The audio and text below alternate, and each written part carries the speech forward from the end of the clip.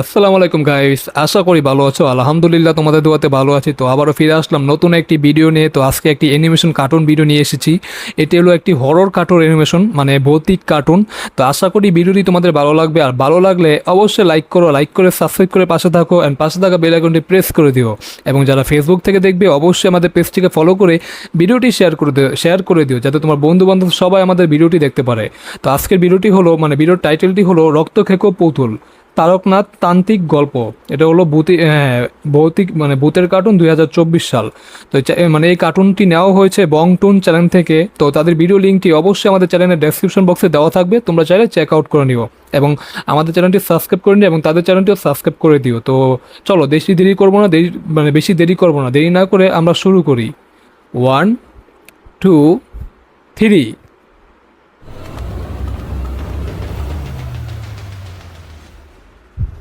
দেখি এটা ভূতের কার্টুন, দেখি কেমন হয়, জমে কি না।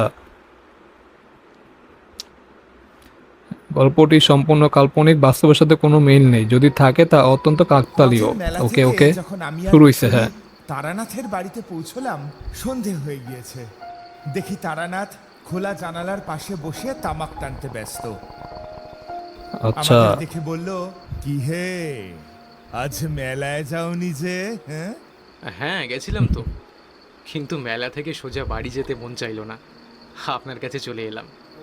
অনেকদিন বাদে আবার একটু বেশ জমিয়ে আড্ডা দেওয়া যাবে। কাল আবার রবিবার, একটু রাত করে বাড়ি ফিরলেও কোনো ক্ষতি নেই। বলো কি হে, আচ্ছা আচ্ছা। রাত অবধি আড্ডা দেবে? হ্যাঁ? হুম, আজ একদম জমিয়ে আড্ডা দিতে হবে। খাসা একখানা গল্প বলে। এই দাঁড়ান। এই বলে কিশোরী জিলিপির ঠোঙাটা তারানাথের সামনে রাখলো। আমি হাঁক দিলাম, চারিমা, চারিমা। চারি কাপড়ে হাত মুছতে মুছতে বাইরে এসে আমাদের দেখে বলল, ও কাকা বাবু, আপনারা এসে গেছেন। দাঁড়ান, আমি এক্ষুনি মুড়ি এবং চা আনছি। আরে থাম থাম বলে ব্যাগ থেকে একটা লাল শাড়ি বের করে চারির হাতে দিয়ে বললাম, দেখ মা, পছন্দ হয়েছে তো? রথের মেলা থেকে বেছে বেছে তোর জন্য কিনে আনলাম। আর এই নে, মিষ্টির হাঁড়িটা নিয়ে যা। চারি কাপড় আর মিষ্টির হাঁড়ি হাতে নিয়ে হাসি মুখে বলল, খুব খুব পছন্দ হয়েছে কাকা বাবু, খুব সুন্দর রং। দাঁড়ান, আমি এগুলো রেখে আসি। চারি ভিতরে চলে গেল। তারানাথ তামাক শেষ করে হুঁকো সরিয়ে রেখে বলল, এক সময় যখন গ্রামে থাকতাম, বড় রথের মেলা বসতো। ছোট্ট চারিকে মেলা দেখাতে নিয়ে যেতাম। মেয়েটা বায়না করতো পুতুল কিনে দেওয়ার জন্য। সেদিনের সেই পুতুল নিয়ে খেলা মেয়েটা আজ কত বড় হয়ে গেল। এইটাই তো প্রকৃতির নিয়ম ঠাকুরমশাই। মানুষ বড় হয়, বদলে যায় মানুষের অভ্যেসগুলো। তবে হ্যাঁ, হ্যাঁ হ্যাঁ, এবার এই ঠিক ঠিক। ছোট ছেলেদের আবদার মেটাতেই হবে। একখানা গল্প কি হবে না ঠাকুরমশাই? আমরা তিনজনেই একটা করে জিলিপি তুলে নিলাম। চারি এসে আমাদের আচ্ছা। চা আর তেল জবজবে করে মুড়ি মাখা দিয়ে গেল। তারানাথ জিলিপিতে কামড় দিয়ে বলল, গল্প, তা গল্প একখানা মনে আসছে বটে। এই পুতুল খেলার কথা বলতে গিয়ে ঘটনাটা মনে পড়ে গেল। শুনবে? আরে এও আবার জিজ্ঞেস করতে হয় নাকি? হোক হোক, সেই গল্পই হোক আজকে। কি বলো হে ভাই? আমি চায়ে চুমুক দিয়ে মাথা নাড়লাম। সে পুতুল হোক বা পিশাচ, তারানাথের গল্প মানেই একদম জমে ক্ষীর। আমি আর কিশোরী এক মুঠো করে মুড়ি মুখে পুরলাম। তারানাথ চায়ে চুমুক দিয়ে বলতে শুরু করলো, চারির বয়স তখন 4 কি 5 হবে। আমার জ্যোতিষগিরির পসার তখন বেশ ভালোই চলছে। একদিন আমারই এক বাল্যবন্ধু নাম হরিহর এলো আমার কাছে। ছোটবেলার বন্ধুর সাথে অনেক দিন পর দেখা, বেশ খানিক গল্পগুজব হলো। হরিহরের চোখ মুখ দেখে প্রথমটা আমি বুঝেইছিলাম কিছু একটা সমস্যায়ও পড়েছে। তবে সেটা প্রথমেই আমি কিছু বলিনি। কথায় কথায় হরিহরকে ওর স্ত্রী আর মেয়ের কথা জিজ্ঞাসা করলাম। হরিহর কিছুটা শুকনো মুখে বলল, তারানাথ, আসলে একটা সমস্যায় পড়েই আমার তোর কাছে আসা, বুঝলি। এই আমার বউ বিশাখা, সে ঠাকুরের কৃপায় ভালোই আছে, কিন্তু বিদিশা একদম ভালো নেই রে। বিদিশা মানে তোর মেয়ে? কেন, কি হয়েছে তার? বিদিশার 10টা বছর হয়ে গেল, কিন্তু হঠাৎ এই একটা মাস ওর শরীর মানে কীরকম যেন দুর্বল হয়ে গিয়েছে। 1 মাসের ভেতরেই মেয়েটা কীরকম যেন রোগা কাঠ হয়ে গিয়েছে, খাওয়া দাওয়া সব কিছু কমে গিয়েছে। আমার অমন ছটফটে হাসি খুশি থাকা মেয়েটা কীরকম যেন শান্ত হয়ে গিয়েছে, সারাক্ষণ নিজের ঘরে একা একা বসে থাকে। কি হয়েছে না হয়েছে কিছুই না আমাদের বলে না। তা তোরা ভালো কোনো ডাক্তার দেখাসনি? যতটা সাধ্য দেখিয়েছি, ডাক্তার বলেছে ওর শরীরে নাকি রক্ত থেকে থেকে কমে আসছে, কিন্তু কী কারণে হচ্ছে তা না কেউ ধরতে পারছে না। শরীরে কোনো রোগ নেই, অথচ শরীর এমন দুর্বল। আমার বা বিশাখা দুজনেরই আশঙ্কা এর সাথে অশুভ কিছু জড়িয়ে রয়েছে, বুঝলি? বুঝলাম, কিন্তু আমি গেলেই কি এই সমস্যার সমাধান হয়ে যাবে? তারানাথ, তুই আমার ছোটবেলার বন্ধু, সমস্যাটা কি, সমাধানটাই বা কি, তা কিছুই আমি জানি না। তবু তুই গেলে আমি মনে ভরসা পাবো। বাবা মা হিসেবে মেয়ের কষ্ট এভাবে আর দেখতে পারছি না রে। দেখ না রে, যদি কিছু করতে পারিস। হরিহর, বিদিশা আমারও মেয়েরই মতো। সে এভাবে কষ্ট পাবে সেটা আমি হতে দিতে পারি না। তবে সব কিছু তখনই সম্ভব যখন এর পেছনের আসল কারণটা বোঝা যাবে। চিন্তা করিস না, আমি কালকেই যাচ্ছি তোর বাড়ি। হরিহর এরপর বিদায় নিলে। বিদিশাকে আমি খুব ছোটবেলায় একবার দেখেছিলাম মাত্র। বেচারির এমন শরীর খারাপ শুনে মনটা ভারী খারাপ হলো। কি যে হলো মেয়েটার সাথে! পরদিনই হরিহরের বাড়ি যাওয়ার তোড়জোড় শুরু করলাম। হরিহরের বাড়ি আমার গ্রাম থেকে 2 গ্রাম পরে। জলখাবার খেয়ে সকালে নিজের বাড়ি থেকে বেরিয়ে যখন হরিহরের বাড়ি পৌঁছলাম, তখন দুপুর হয়ে গিয়েছে। হরিহরের গুড়ের ব্যবসায় সে বেশ ভালোই উন্নতি করেছে। একটা একতলা পাকা বাড়ি বানিয়েছে। দরজার সামনে গিয়ে হাঁক দিলাম, হরিহর, হরিহর, বাড়ি আছিস ভাই? ও তারানাথ, তুই এসে গেছিস? আয় আয় আয়, ভেতরে আয়। এই বিশাখা, এ দেখো আমার সেই ঠাকুরমশাই বন্ধু এসে গিয়েছে। আমরা ভিতরে গেলাম।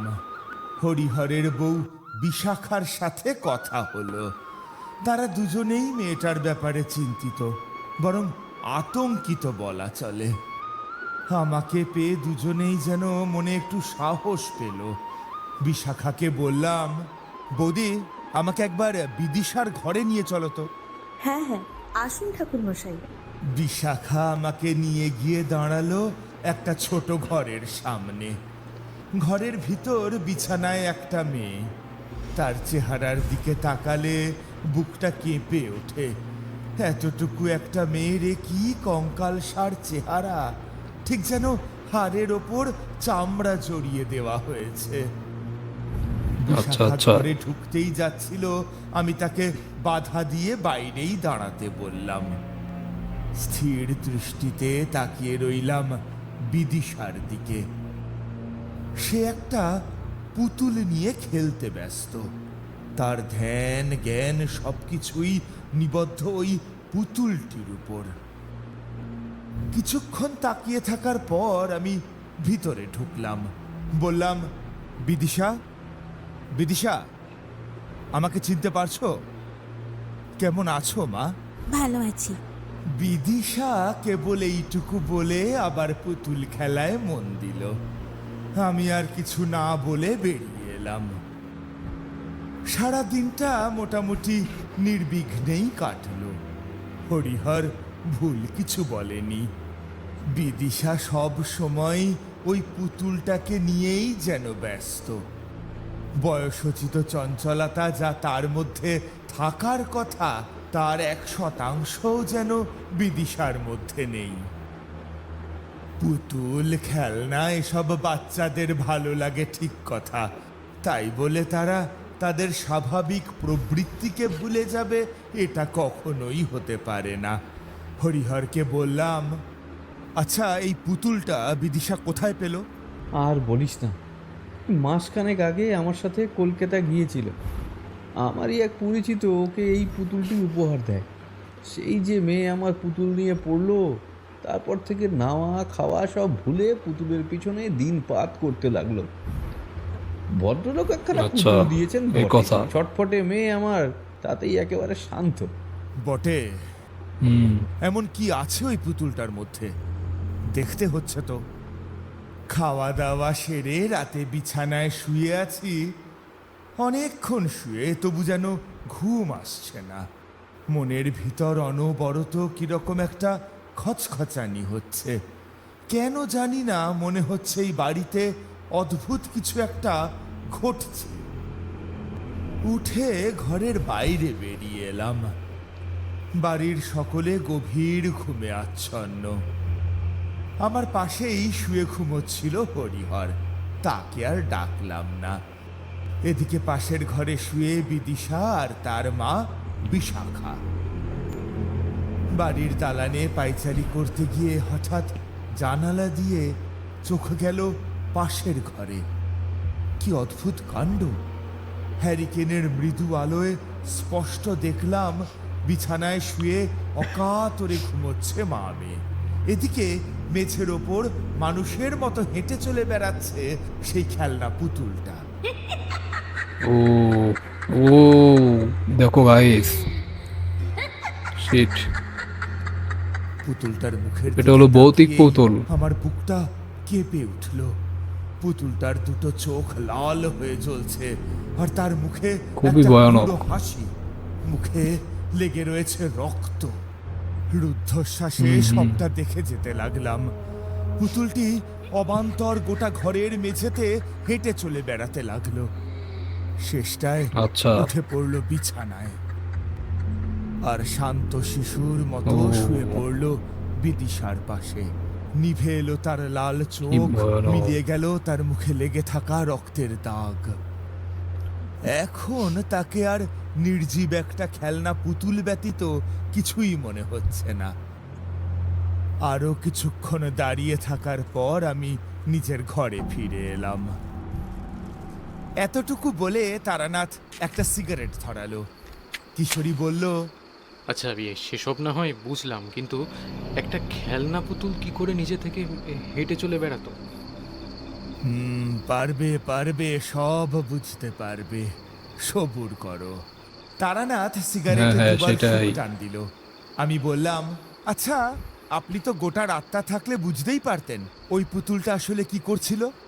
তারানাথ মাথা নেড়ে বলল, ঠিক ভেবেছ, এই জিনিসটাই আমি করেছিলাম। পরদিন বিশাখা আর হরিহরকে বললাম, আচ্ছা হরিহর, তোর আর বৌদির যদি কোনো আপত্তি না থাকে তো আজকের রাতটা আমি জেগে কাটাতে চাই বিদিশার ঘরে। তোদের কোনো আপত্তি নেই তো? কেন? মানে তুই কি কিছু বুঝতে পেরেছিস? পুরোপুরি বুঝতে না পারলেও সন্দেহ একটা হচ্ছে। তবে সেটা নিশ্চিত না হওয়ার আগে দয়া করে আমাকে কিছু জিজ্ঞেস করিস না। আশা করি আজকের রাতটা কাটলেই আমার কাছে সবটা পরিষ্কার হয়ে যাবে। তবে হ্যাঁ বৌদি, তুমি বিদিশাকে ঘুম পাড়িয়ে তবেই ঘর ছেড়ে বেরোবে। ও যেন কোনোভাবেই জানতে না পারে যে আজ আমি থাকবো ওর ঘরে। আর ও ঘুমিয়ে গেলে পুতুলটা ওর কাছ থেকে নিয়ে পাশের টেবিলে রেখে দিও। কথা মতো সব কাজ হলো। রাতে মেয়েকে ঘুম পাড়িয়ে বিশাখা বেরিয়ে এলো। তবে আমি বিদিশার ঘরে ঢুকলাম না, বাইরে দাঁড়িয়ে রইলাম। জানালা দিয়ে মুখ বাড়িয়ে অপেক্ষা করতে লাগলাম সেটা দেখার জন্য যেটা আমি সন্দেহ করছি। বাড়ির সকলে ঘুমিয়ে পড়ল। আমি ঠায় জেগে সেদিকে তাকিয়ে রইলাম। রাত তখন আচ্ছা। বেশ গভীর। হঠাৎ ঘরের ভিতর একটা খসখস শব্দে আমার চোখ গেল ঘরের ভিতর সেই টেবিলটার দিকে, যেখানে রাখা সেই খেলনা পুতুলটা এবার উঠে দাঁড়িয়েছে। জ্বলছে তার লাল ও চোখ দুটো। আমি আমি চুপচাপ দেখে যেতে কি লাগলাম ভয়ানক পুতুল। কি হয়। পুতুলটা মেঝের Oh ওপরে no. নেমে ধীরে ধীরে এগিয়ে গেল বিছানার দিকে, আর এক লাফে উঠে পড়ল বিছানার উপর। আস্তে আস্তে এগিয়ে গেল বিদিশার মাথার কাছে, আর তারপরেই যা দেখলাম তা এক কথায় ভয়াবহ। পুতুলের মুখ হাঁ হতেই বেরিয়ে এলো ধারালো দাঁত, আর তারপর সেটা বসে গেল ও। বিদিশার গলা লক্ষ্য করে। পুতুলটা Shit. বিদিশার সমস্ত হাই হাই রক্ত হাই, বুঝে কি অবস্থা। খাচ্ছে, আর তার জন্যই এত সমস্যা। ওহো, আর দেরি করা ঠিক হবে না, আমি ছুটে গেলাম ঘরে। রক্তচোষা পুতুল এটা। সঙ্গে রুদ্রাক্ষের মালা আগে থেকেই এনে রেখেছিলাম, সেটা ছুঁড়ে দিলাম বিদিশার ওপর। সাথে সাথে একটা নীলচে আলোর আভা ঘিরে ধরলো বিদিশার শরীর, আর সেই পুতুল ছিটকে পড়লো মেঝেতে। বিদিশা তখনও গভীর ঘুমে আচ্ছন্ন। হুম, আস্তে আস্তে পুতুলটি উঠে দাঁড়ালো। তার চোখের আগুন ঝরানো দৃষ্টি আমার দিকেই নিবদ্ধ। তার গলা থেকে বেরিয়ে এলো একটা পৈশাচিক কণ্ঠস্বর। তোর তোর এত বড় সাহস, তুই আমার কাছে বাধা দিস? তোকে তোকে তোকে আমি খুবই ছাড়বো ভয়ানক। না, ছাড়বো না। কে কে তুমি? কি চাও? কেন ক্ষতি করছো এই ছোট্ট মেয়েটার? রক্ত চাই আমি, ওই কচি মেয়ের তাজা রক্ত। আমার আমার এত দিনের রক্ত তৃষ্ণা মিটিয়েছে, আমি ওর রক্ত খাবো। ও কতটা ভয়ানক গাইস। আমি আবার আসবো। আচ্ছা, এরপরেই রক্তচোষা পুতুল এটা। নির্জীবের মতো পড়ে গেল মাটিতে। এখন সেটা একটা নিছক খেলনা ছাড়া আর কিছুই নয়। আমি বাকি রাতটা বিদিশার পাশে বসে কাটিয়ে দিলাম। তার মানে আমি যা সন্দেহ করেছিলাম সেটাই ঠিক। এই পুতুলের মধ্যেই রয়েছে আসল রহস্য। পরদিন সকালে হরিহরকে বললাম, তোর মেয়ের রোগের কারণ আমি পেয়ে গেছি। কেবল আজ রাতে একটি বিশেষ প্রক্রিয়া করে সেটা সমাধানের ব্যবস্থা করতে হবে। ওই পুতুলটি যত নষ্টের গোড়া। আমি নিশ্চিত ওর ভেতর কোনো অশুভ শক্তি বাস করছে, যে শুষে খাচ্ছে বিদিশার শরীরের রক্ত। এইসব কি বলছিস তুই? হ্যাঁ, কিন্তু ওই পুতুল, ওই পুতুল তো জানি তোর চেনা লোকই দিয়েছে তো। হরিহর, দুনিয়াটা এতটাও ভালো নয়। অজানা কারোর থেকে তোর জানাশোনা লোকেরাই তোর খারাপ চায় বেশি। এখানেও হয়তো এটা সেটাই আসলে হয়েছে। ঠিক। যে এই পুতুল দিয়েছে তা সে কোথায় পেয়েছে আমি জানি না, কিন্তু এটা আর এক মুহূর্ত এখানে থাকা ঠিক নয়। আচ্ছা, যদি আচ্ছা। তাই হয় তবে তো পুতুলটাকে এখনই শেষ করে দিলে হয়। তাতে বিশেষ লাভ হবে না। ওই পুতুলকে তখনই পর্যুদস্ত করতে হবে যখন ওর মধ্যে ওই আত্মা আশ্রয় নেবে, আর সেটা রাতের বেলা ছাড়া সম্ভব নয়। আচ্ছা আচ্ছা। কথা মতো সব ঠিক হলো। রাতে বাড়ির বারান্দায় আমি বিশেষ প্রক্রিয়া শুরু করলাম। আতপ চালের গুঁড়ো আর সিঁদুরের সাথে শ্বেত সর্ষে মিশিয়ে তা দিয়ে একটা বলয় আঁকলাম। চার কোণে 4টি মোমবাতি জ্বালালাম। নিজের দেহবন্ধন সারলাম। রাত বাড়লে যখন বিদিশা ঘুমিয়ে পড়ল, বিশাখা মেয়ের ঘর থেকে বের করে আনলো সেই অভিশপ্ত পুতুল। সেটাকে আমি শুয়ে দিলাম বলয়ের মাঝে, আর তারপরেই শুরু আচ্ছা। হলো মন্ত্রপাঠ। ওম ক্রিং কাল্লাই নমঃ। ওম বিষ্ণু ওম বিষ্ণু ওম তদ বিষ্ণু পরমং পারং পশ্যন্তি শ্রায়। ওম বিষ্ণু ওম বিষ্ণু ওম বিষ্ণু ওম পুষ্পে পুষ্পে মহাপুষ্পে সুপুষ্পে পুষ্পে পুষ্প সম্ভবে পুষ্পে চয়াদিকরণে। একটা শেওড়া গাছের ডাল অনবরত মেঝের উপরে ঝাপটাতে লাগলাম। সাথে সাথে পুতুলটি যেন শটান সোজা হয়ে বসল। লক্ষ্য করলাম তার চোখ কি ভয়ানক পুতুল। লাল হয়ে জ্বলছে। পাশে দাঁড়িয়ে বিশাখা আর হরিহর রুদ্ধশ্বাসে সবটা দেখে যেতে লাগলো। পুতুলের ভিতর থেকে বেরিয়ে এলো সেই গলার স্বর। আমাকে ছেড়ে দে, আমাকে ছেড়ে দে, ছেড়ে দে বলছি, ছেড়ে দে। না, কিছুতেই তোকে আমি ছাড়বো না। তুই এদের অনেক ক্ষতি করেছিস, কিন্তু আমার কথা শেষ হতে না হতেই ঘটল উল্টো বিপদ। ঘুম থেকে উঠে বাইরে ছুটে এসেছে বিদিশা, আর পুতুলের এই অবস্থা দেখে সে চিৎকার করে ধেয়ে এলো। হরিহর, বৌদি ধরো ওকে, এখানে আসতে দিও না। সাথে সাথে হরিহর আর ওর স্ত্রী চেপে ধরল বিদিশাকে। বুঝলাম বিদিশা এখন সম্পূর্ণরূপে এই অশুভ শক্তির বশে। বাবা মায়ের হাতে আটকে পড়ে আচ্ছা। সে পাগলের মতো হাত পা ছুটতে লাগলো। আমার পুতুল আমাকে ফেরত দিয়ে দাও, আমাকে দিয়ে দাও। আমি আর কোনো উপায় না দেখে শেষটায় স্তম্ভন ক্রিয়ার প্রয়োগ করলাম বিদিশার উপর। বিদিশা শান্ত হলো। এবার পুতুলের পালা। একটা মাটির হাঁড়ির ভিতর হাত ঢুকিয়ে সেটা 3 বার খোঁড়ালাম। ওম কালিকে নমঃ, ওম হ্রিং শ্রীং ক্রিং পরমেশ্বরী কালিকে স্বাহা। তারপর মন্ত্র পড়তে পড়তে সেটা উপুর করে দিলাম। পুতুলটা হাড়ির ভিতর এসে পড়ল। তার মুখ একটা লাল কাপড়ে চেপে বন্ধ করে দিলাম। এদিকে বিদিশাও জ্ঞান আচ্ছা। হারিয়ে লুটিয়ে পড়েছে মায়ের কোলে। বুঝলাম এই অশুভ শক্তির খেলা শেষ। হাড়িটা হরিহরের হাতে তুলে দিয়ে বললাম, এটা নদীর জলে ভাসিয়ে দিস, আর চিন্তা করিস না, বিদিশা এখন বিপদ মুক্ত। একটু খাওয়া দাওয়া করলেই আচ্ছা। আবার আগের মতো চাঙ্গা হয়ে যাবে। তারানাথ গল্প শেষ করে সিগারেট ছাইদানিতে গুজে দিল। কিশোরী অবাক হয়ে বলল, বাবারে, একটা পুতুল থেকে কত কিছু হয়ে গেল।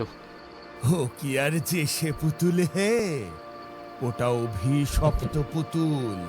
কিন্তু এই পুতুলটা দিয়েছিল কে? যেই দিয়ে থাক, সে মনে মনে হরিহরের ক্ষতি কামনাই করেছিল। সে কে কেন হয়তো। তা আমি জানি না, তবে এটুকু আমি নিশ্চিত, ঈশ্বর এমন পাপীদের কখনো ক্ষমা করেন না, কখনো না।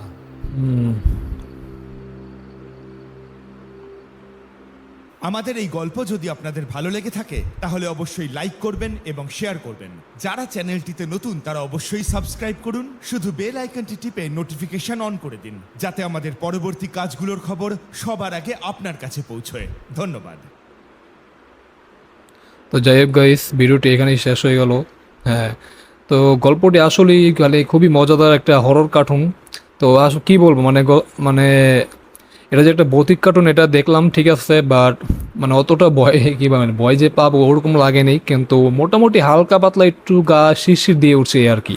তো তোমাদের কাছে এটা কেমন লাগছে? আসলে কি এটা অনেকটা ভৌতিক লাগছে, ওরকম লাগছে কিনা, বা তোমরা ভয় পেয়েছো কিনা, তোমরা অবশ্যই কমেন্ট করে জানাও। তো ভিডিওটি আসলে গল্প হিসেবে মোটামুটি ভালোই আছে, খারাপ না। যতটা হরর কার্টুন, যতটা ভৌতিক ভাবছিলাম ওটা অতটা না। একটা রক্তক্ষেকো পুতুল, এই পুতুলটা কি করে বাচ্চাটাকে ধ্বংস করার ট্রাই করে, দেন ওই তারানাথ যে ঠাকুর উনি এটাকে বাচ্চাটাকে রক্ষা করে, এই হলো মূল কাহিনী। কিন্তু যতটা ভয়ানক ভাবছিলাম অতটা এটা ভয়ানক না, ঠিক আছে, বাট মোটামুটি গল্পটা ভালোই হয়েছে। তো যাই হোক, তো ভিডিওটি তোমাদের কাছে কেমন লেগেছে অবশ্যই তোমরা কমেন্ট করো, আর ভালো লাগলে অবশ্যই লাইক করো। আর যদি তোমরা এরকম ভিডিও চাও হরর কার্টুন, তো আরও আমি এভাবে নিয়ে আসবো তোমাদের ভালো, তোমরা অবশ্যই কমেন্ট করো। আর কি বলে, তোমরা যারা চ্যানেলে নতুন আছো অবশ্যই আমাদের চ্যানেলটিকে সাবস্ক্রাইব করে দিও, পাশে থাকা বেল আইকনটি প্রেস করে দিও, এবং যারা এফবি থেকে দেখছো অবশ্যই পেজটিকে ফলো করে দিও এবং ভিডিওটি শেয়ার করে দিও, যাতে তোমার বন্ধু বান্ধব সবাই দেখতে পারে। তো আজকে আমরা এই পর্যন্তই রাখি, কি বলো? দেখা হবে অন্য কোনো ভিডিওতে, সে পর্যন্ত তোমরা ভালো থাকো। আল্লাহ হাফেজ।